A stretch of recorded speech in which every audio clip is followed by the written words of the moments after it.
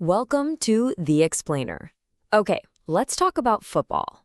We're diving into the world's most popular sport to ask a simple question.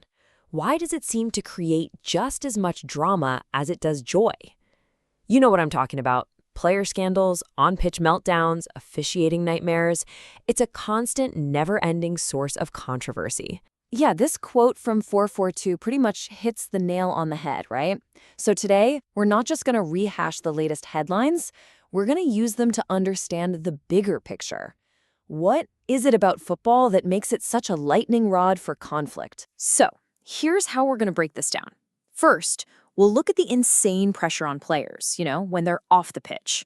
Then, we'll jump into the drama that blows up right in the middle of a game.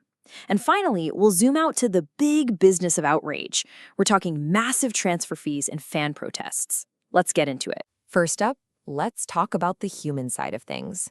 The second a player steps off that field, they are under a microscope. I mean, their personal lives, their decisions, even the way they celebrate a birthday can become an international news story. So let's take a look at this. You've got Barcelona's rising star, Lamine Yamal. Turning 18, he has a Superman-themed party, but then reports come out that individuals with dwarfism were hired as part of the entertainment. And boom, the backlash was immediate and fierce, turning a private celebration into a full-blown PR crisis. It got so heated that a mural of Yamal dressed as Superman was even defaced in protest. And this wasn't just online chatter. No, this got serious. It grew so loud that a Spanish government official, Jesus Martin, actually called for an inquiry.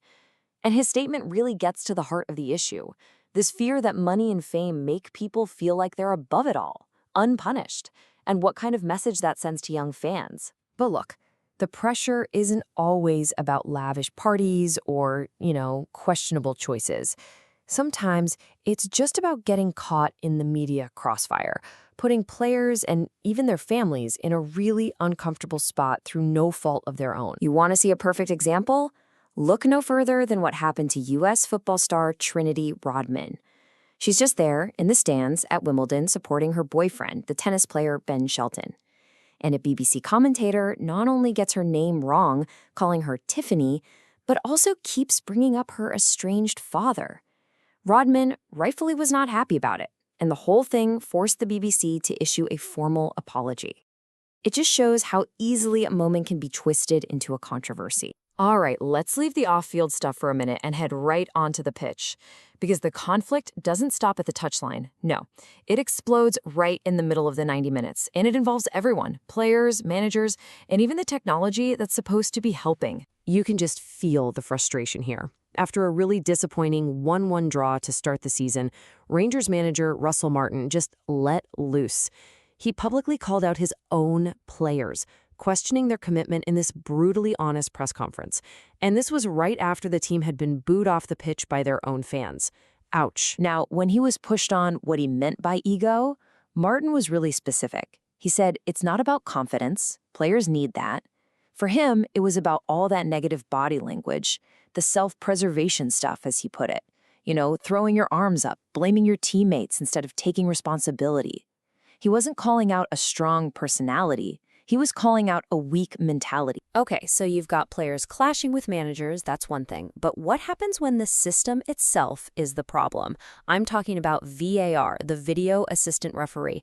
It was brought in to eliminate controversy. Instead, it feels like it just creates a whole new, much more frustrating version of it. And we've seen this play out again and again. Just look at these two cases. Up in Scotland, a former FIFA ref absolutely slammed a VAR decision that cost Celtic a goal. And down in the Premier League, there was that infamous Liverpool-Tottenham game where a goal was wrongly disallowed because of a bizarre communication breakdown. The VAR official literally thought he was confirming the goal, not overturning it.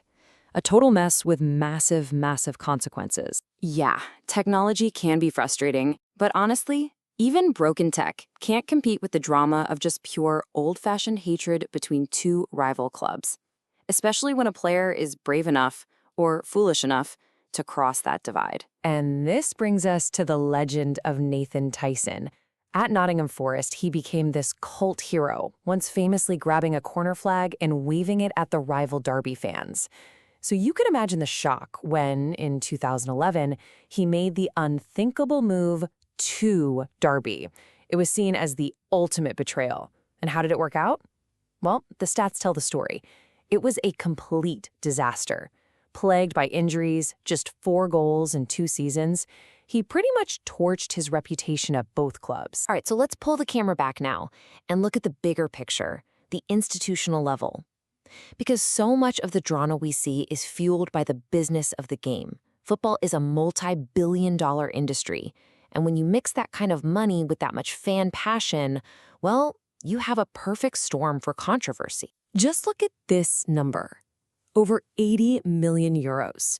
That was Newcastle's reported offer for RB Leipzig striker Benjamin Sesko, who's only 22 years old. This one figure tells you everything you need to know about the incredible financial stakes in modern football and the insane pressure that puts on clubs to win and on players to justify these giant price tags. But here's the thing about all that money. It can't always buy you happiness. After years of protesting their previous owners, Manchester United fans were desperate for change. But now, they're already protesting the new part owner, Sir Jim Ratcliffe, over his plans for ticketing. It's a huge reminder that fan anger, that's a force of nature that even a new billionaire can't just easily escape. So, all of this brings us to the really big question, right? After seeing all this conflict, from personal lives to on-field meltdowns to shady business deals, is this constant cycle of outrage a new thing? Or has it always been baked right into the DNA of the sport? Well, if you take a quick look back, you realize pretty quickly, controversy is definitely not new.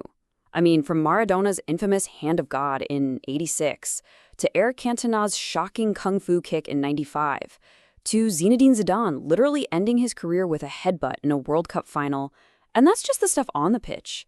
Then you have the massive FIFA corruption scandal in 2015 that went all the way to the top. Scandal has always been part of the story. And that leaves us with this one final thought. With more money, more media coverage, and more intense passion than at any point in history, the stakes have never, ever been higher. So the question is, has all of this changed the beautiful game for good? Has football become less of a sport and more of a permanent rolling theater of conflict? It's definitely something to think about the next time another one of these headlines breaks.